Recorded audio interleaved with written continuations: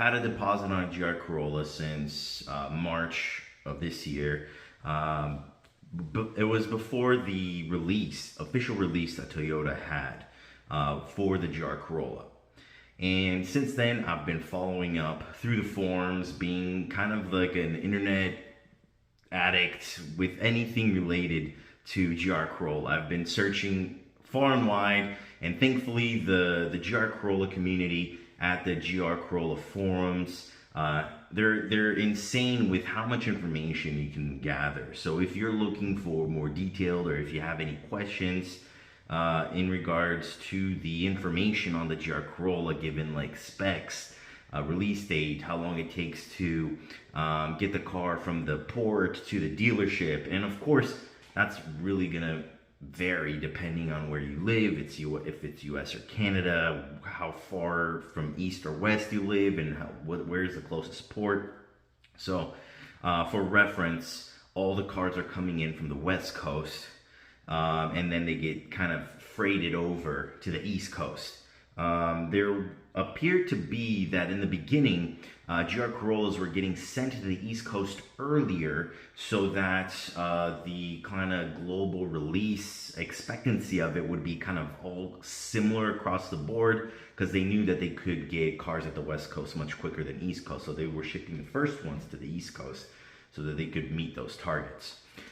Anyways, long story short, we come to September. I meet up with my dealer here in London, Ontario, Canada. And I put in an official order for not official order because Toyota doesn't allow orders at all. You kind of put a request for the car, and if they can match that request, then boom, you're lucky. If not, it's gonna be a similar car with a similar spec and whatever. Luckily for the GR Corollas, there's not too many variations, especially in Canada. There's only really 3 options. And within those 3 options, there's no trims in between. So you either get the Core, the Circuit, or the Morizo. There's only 9 Morizos, and it's a raffle. So I'm out for that, and that's $60,000 Canadian. So I'm not going for that. But I was looking for the Circuit Edition, which included all the bells and whistles, plus a few cosmetic things added on top of the Core. Anyway, September comes along. I put in a special order request for the Circuit Edition car. And lo and behold, no updates happen for the next 3 months. Then someone in the forums enlightens us that cars are starting to show up in Canadian shores. And it gets shared that some of the allocations are actually going to one of my dealership. So I contact my sales guy and I let him know that, hey, it looks like you guys are going to be getting a car. I know it's a Core. I know I'm in for a Circuit. But when the car arrives, can you let me know so I can just lay my eyes on it, see it? I know the car isn't mine. I don't want to sit in it because the car isn't mine. I just want to see it in person for the first time. And he's like, sure, yeah, no problem. That's going to be great. Like, we can definitely do that. I have to confirm if that car is actually coming because I'm not entirely sure, but we can definitely figure something out. So, all cool, said and done. The next day, I get a dreaded text, and no one really wants to hear or read, I guess. And it's like, hey, can I call you? We need to talk. So we chit-chat and all that, and it looks like there was an internal miscommunication, and someone that isn't really in relationship to the sales department puts in an order for a Circuit Edition ahead of me somehow, even though I've had a deposit on it for so long. So technically now, instead of being the number 1 on the list, I'm docked down to number 2 on the list. Which kind of bummed me out, because my expectations were really the Circuit Edition. And not that I would be losing too much going into a Core, because in terms of performance, it's exactly the same, especially in Canada, because we get the Performance Pack Standard other than the red calipers. And that's the most important thing anyways, for me at least. So for me, it was just more of like the anticipation of getting the Circuit Edition, something that would be limited production, one of like an attainable dream car that I could actually go and pursue. So I had the tough realization that there is a possibility that my dealership is getting a second Circuit Edition, but unlikely, and it's even not even guaranteed that they're getting one. However, the one thing that they did let me know is, yeah, you're number 2 on the circuit edition list, but you're still number 1 on the core list, which I don't know how that works. I guess it's just how the lists are made. Anywho, I was still number 1, and the core is coming in the next 30 days. So I was left with the dilemma of, am I okay with the core, or am I a circuit or bust, like many people have said that they were. Considering my situation and predicament, and being that nothing really is guaranteed, I kind of settled down. I spoke with my wife, spoke with some of my friends, kind of just to mull over the thoughts that were going through my mind. And I decided to not settle for the core, but get myself hyped up for it. Because essentially, the reason why I'm buying a GR Corolla is because I want a track-capable, daily drivable car that I can really inject my personality into.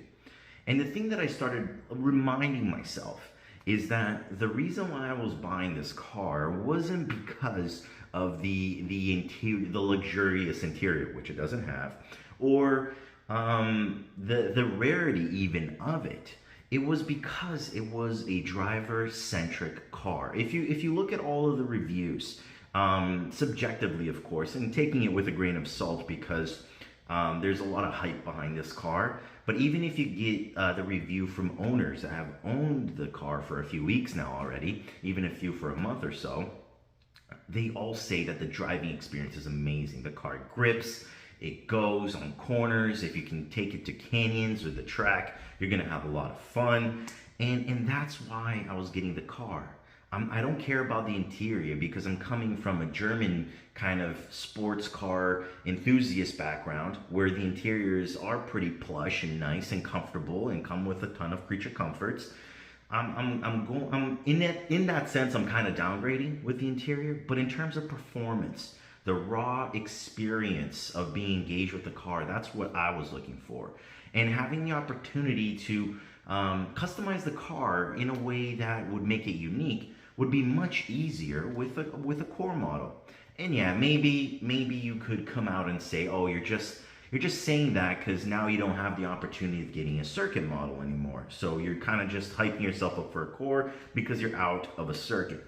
And yeah, that's probably true. I don't know if I would have had a chance for a circuit edition if I held out for it. But what I do know is that I have a guaranteed core coming in. And it's still a GR Corolla, same power. Yeah, I'm gonna have the LSDs, same brakes, even though they're black. And the car is coming in 30 days. So, good news. I've signed the paperwork. The car is in the works. So, now I just have to wait for the car to arrive. Estimated arrival time is between January 29 and February 2nd. Once the car arrives to the dealership, they told me they need about 3 days to do the PDI and all the little knickknacks that dealerships have to do.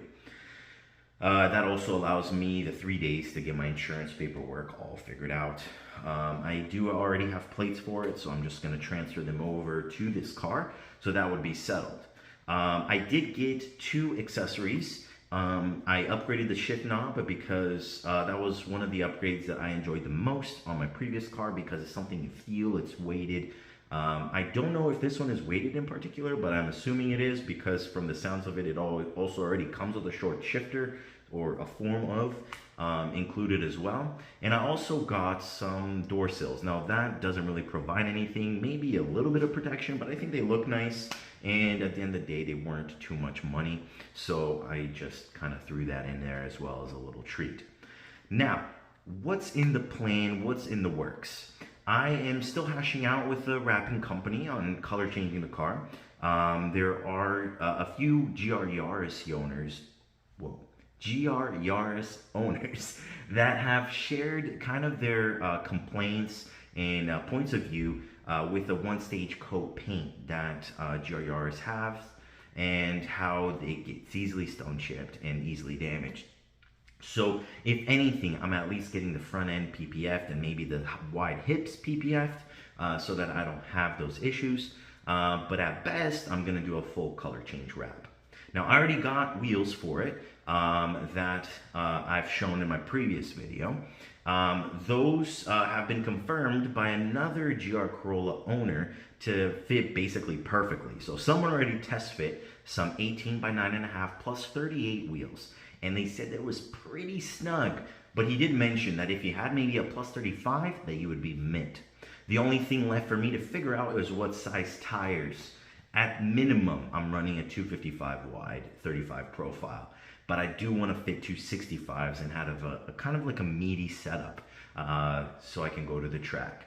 I did find some quality tires that I would like to share with you guys. And I don't know if this is kind of a common tire, and I'm going to try it out. It's a pretty cheap tire, and my point of getting a cheap tire is that so I can beat the hell out of it, and so that my wallet doesn't feel like it's been completely obliterated, so that I can like buy a set of tires every season and not feel bad about it. They're called Zeknova Super Sport RS. These tires are more commonly used in the drift scene. They're designed in Japan, but I think they're made in China. Not entirely sure about that. I do know that there is some Japanese heritage behind them. So again, they're called Zeknova Super Sport RS. And in Canada, they're retailing for around $165 a tire, which I think in US would be like 120 bucks. So you can get, like for me, shipped, the tires with tax and everything would be 750 bucks, which for semi-slick, ultra high performance tires, that's a really good deal. So either they're going to be absolutely terrible, but I paid super cheap for them, so I'm not really upset, or they're going to be actually really good value and I paid super cheap for them and I can just keep using them. So there's really no loss unless they're absolutely atrocious and I get into accidents because of the tires. So to kind of condense this video a little bit here at the end, even though it's been going on for about 12 minutes, I just wanted to say that, yeah, I got kicked out of getting a circuit basically because a higher up in the dealership is put someone else in front of me without contacting the sales team. However, that didn't really upset me as much as I thought it would. It was kind of a bummer to hear that news. But getting into a core has really shifted my perspective into why I'm really getting into this car. And it's not because of the bells and whistles. It's not because of the limited production availability of it or all that little nitpicky stuff, but it's because of the driving experience, the driving dynamics. And I'm in talks with a few other companies to get some modifications and see if they're willing to work with me. I'm trying to focus mainly on Canadian companies because that's where I'm at, even though if there are some American companies that are interested in working with me, I would be more than happy to kind of dive into it. But that's kind of the short and all of it. Today is January 1st, 2023. Happy New Year to everybody. I should have some more updates as we go. I am winter driving my GR Corolla. My winter tire should be arriving next week. I am going for a thicker setup than what the car originally has right now. I am going to be using the stock wheels for winter driving. So I'm getting the Michelins off. I'm probably going to be selling those because the other wheels I have need wider tires on it, and the Michelins will just be way too stretched. And even though I have done a little bit of stretch in the past, I don't want to go that far out, especially because I'm not going to be even that low to compensate for the wheel gap that I'm going to be creating. So for the winter tire setup, I'm going with a 235/55/18, so the sidewall profile is pretty tall, and you kind of want that in a winter setup because you want to have a little bit more cushiness in case like you hit something while sliding and all that jazz. Hopefully that doesn't happen, but I think it'll also bring out a little bit of a rally look and fill a little bit of the wheel gap with a meatier setup like that in terms of the sidewall. Not width is going to be normal, I guess, with a 235/55/18. The car comes with a 235/40/18, so I'm kind of basing it off of that, increasing a little bit more of the sidewall. I think I should be okay. Hopefully no rub there.